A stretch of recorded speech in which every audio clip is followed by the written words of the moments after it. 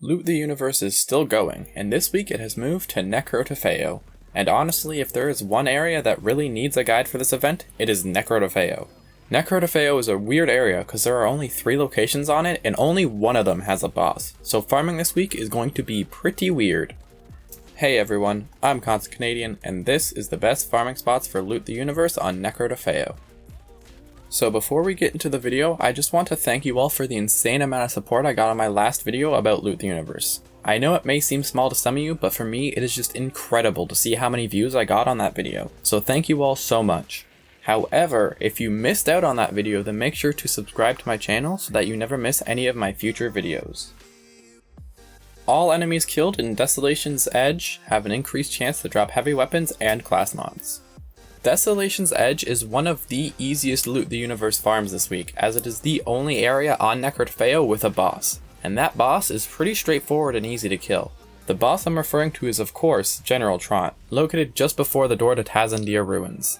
General Tron, just like his brother, is super easy to kill provided you have decent gear, and he always has a group of weak enemies in his arena. The quickest and easiest way to get to General Tron's arena is to start in Taz India Ruins, then turn around and exit straight out to Desolation's Edge. At this point, you can just follow the route seen on screen right now, and that will lead you right to the New U station located just outside of Tron's arena. What makes this farm even better is that General Tron drops not only the Recursion shotgun, but also the DNA SMG, which is arguably one of the best SMGs in Borderlands 3 right now. Taz India Ruins enemies have an increased chance to drop assault rifles and artifacts.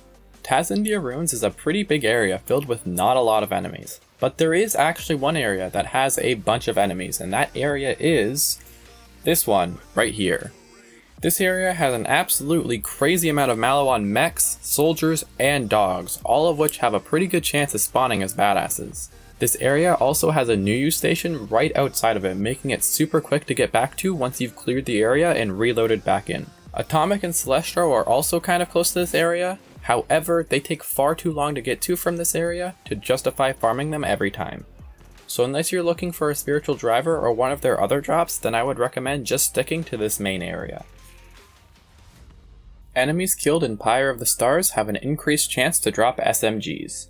Pyre of the Stars, just like Taz India Ruins, is a pretty big area with not a lot of enemies in it.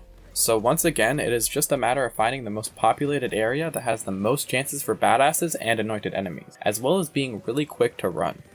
And out of all of the areas on this map, this area right here is almost definitely your best bet.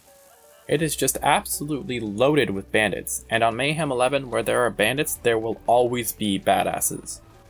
This area is pretty quick and simple to run too. There's a New U station right by it, and it only takes a quick minute or so to farm. So before you click off the video, I just wanted to share something that I only just recently found out about regarding this event. When the Loot the Universe event is on Nekrotafeyo, every one of the 6 proving grounds is also affected by it. While there aren't a lot of different ways to run the proving grounds, I think it's still worth mentioning what each of their legendaries are. Radiant of Dawn, aka the Trial of Survival, has an increased chance to drop shotguns. Sky Drowned Pulpit, aka the Trial of Fervor, has an increased chance to drop sniper rifles and shields. Ghostlight Beacon, aka the Trial of Cunning, has an increased chance to drop pistols. Hall Obsidian, aka the Trial of Supremacy, has an increased chance to drop assault rifles.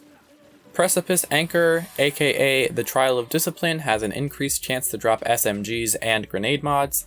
And finally, Wayward Tether, aka the Trial of Instinct, has an increased chance to drop heavy weapons. Like I said before, there really is only one way to farm these proving grounds, so just jump in, kill the bosses, and enjoy the loot.